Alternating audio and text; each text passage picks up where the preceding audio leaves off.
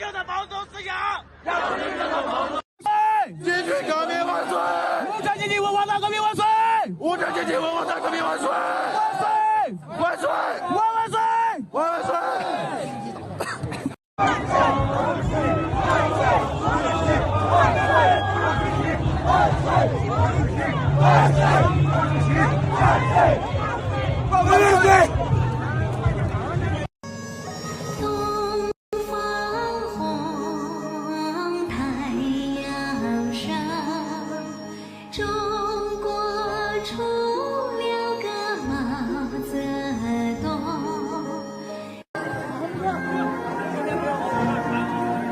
在军事领域，毛主席值得全世界的军人们都来学习。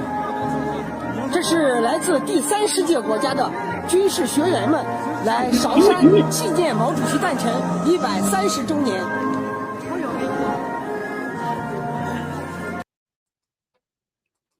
Hello everyone, welcome to Inconvenient Truths. I'm your host, Jennifer Zeng. The video you just watched shows unbelievable things that happened recently on the eve and the day of the 130th anniversary of the birth of Mao Zedong, the first generation leader of the Chinese Communist Party, in his hometown Shaoshan, Hunan province. Enthusiastic crowds were shouting slogans like, "We want genuine public ownership, not private ownership disguised under Marxist-Leninist banners. We want the real Mao Zedong thought and long live the Cultural Revolution." The slogan, "We want genuine public ownership, not private ownership disguised under Marxist-Leninist banners," clearly expresses dissatisfaction with the current situation in China. They are calling for a return to the Mao era, advocating for the true socialist path, and even directly shouting slogans like "Long live the Cultural Revolution." Previously, people often said that Xi Jinping wanted to initiate a second cultural revolution, returning to the era of a planned economy. However, few explored how many ordinary people were actually calling for another cultural revolution too. In fact, some commentators argue that currently in China, whether at the social grassroots level, the so-called middle class, or among high-ranking officials, there is a call for a second cultural revolution. Why? After 40 years of the so-called reform and opening up, there are still 600 million people with a monthly income below 1,000 yuan, roughly $140. This means that nearly half of China's population is barely solving the problem of basic needs. They are still in poverty, and their living standards are even worse than refugees in Gaza. With the pandemic, lockdowns, and deteriorating relations with countries like the US, these people's meager income of $140 per month may soon disappear.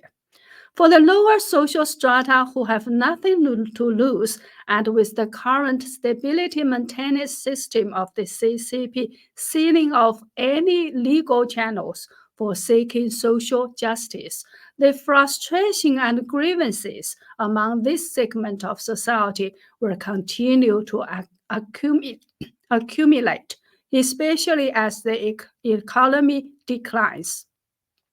These people need an eruption, and the second cultural revolution is precisely the opportunity they've been waiting for decades. Once there's a legitimate pretext to vent their frustration, they will not hesitate to join in. They will be the main force behind the second cultural revolution. Once this fire ignites, no one will be able to extinguish the grievances of these 600 million low-income earners. What about the middle class? The economic downturn is directly pushing the middle class back into poverty. Houses they struggled for decades to buy may turn into negative assets within a short year as property prices collapse. In this situation, they may end up owing the bank a considerable amount. The crucial point is that with the decoupling with the US, job opportunities in China will further decrease, leading to a further decline in income. Their future living standard will continue to deteriorate, possibly falling into poverty. In the current social system and environment in China, the middle class has become a target for exploitation. They also urgently need a change in this declining reality. However, both at the policy and the political levels, there is no legal channel for any meaningful change. A nationwide movement or upheaval might be the only opportunity to change their circumstances. After all, for them, it's neither falling to the bottom or becoming the master of the country. In this situation, the middle class might also want a cultural revolution, as they desire change and a chance to thoroughly overthrow the current totalitarian system and become the masters and backbone of the nation. For the higher-ups, Mao Zedong's Cultural Revolution provided ambitious individuals with a perfect template for seizing power. Under the current circumstance, as long as Xi Jinping doesn't voluntarily retire or step down, there is no legitimate opportunity for anyone else to take over. However, Xi's desire to launch a second cultural revolution precisely provides these ambitious individuals with an opportunity to seize power amid chaos. Mao initially launched the Cultural Revolution to seize power because, according to normal procedures, Mao would never have been able to regain power from then-President Liu Shaoqi. We discussed the event after the Great Famine in the previous episode, where Mao Zedong lost power after the 7,000 Cadres Conference in 1962. If you haven't seen that episode yet, please check it out on my channel. Now, for the other high-ranking members of the CCP, there is no legitimate opportunity for a power grab.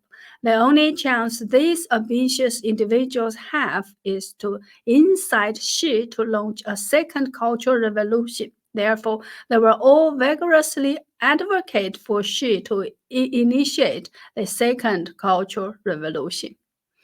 Actually, the only one in all of China who doesn't need a cultural revolution is Xi Jinping himself. However, Xi is not aware of this. He has not realized that the only consequence for initiating a second cultural revolution is for himself to be overthrown. Given his level of intelligence, he fails to understand this logic. During his youth, he was deeply impacted by the Cultural Revolution and simplistically thinks that the Cultural Revolution was just a mass struggle against the masses. Therefore, he strongly promotes the so-called Fengqiao experience of mobilizing the masses to fight against the masses, attempting to use this to resolve the increasingly sharp conflicts in Chinese society. He fundamentally doesn't comprehend the underlying logic of Mao Zedong launching the Cultural Revolution, which is the illegal seizure of power. Xi Jinping attempts to use the experience of mass struggles during the Cultural Revolution to eliminate social conflicts. Meanwhile, the high-ranking members of the CCP want to use the form of Cultural Revolution to seize power amid chaos.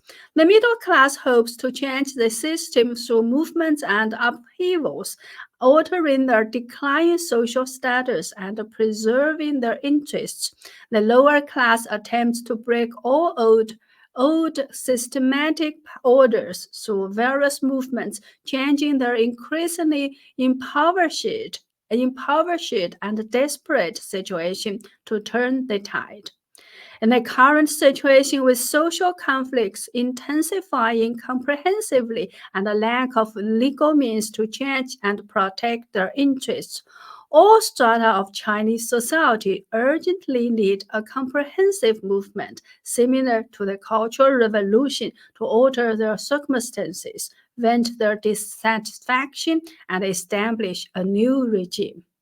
Therefore, the second Cultural Revolution has become a new consensus among various strata in China, and each social class were promoted one way or the other until overthrowing the current system and establishing a new regime. The above is not my opinion, but I think it makes some sense. Although the Chinese people have experienced the suffering of the Cultural Revolution, they have not truly reflected on or criticized it. Therefore, some still worship Mao Zedong amidst the era of Mao, as we've witnessed in the video I played at the beginning. The current leaders of the CCP, including Xi Jinping, grew up during the Cultural Revolution, although many of them were also persecuted due to the Stockholm Syndrome. They admire Mao even more. Mao's approach is the only template they can refer to. So when problems arise, they still consider using the methods of the Cultural Revolution. In this sense, the massive turmoil of a second Cultural Revolution in China is not an impossible scenario. Of course, after more than 40 years of reform and opening up, many Chinese people have been exposed to and yearn for the Western idea of democracy and freedom, hoping that China can become a free country.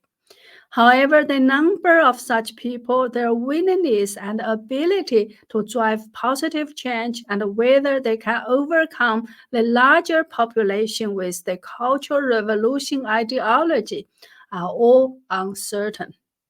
So it's really worrying to see where China will go next.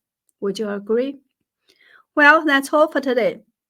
From now on, I will make some more efforts to produce members and donors exclusive or early access shows. If you feel like signing up for a membership or making a donation, please visit my website at jenniferzeng.blog.com. Otherwise, please help me spread the word by subscribing to my channel or sharing my videos. Thank you. See you next time.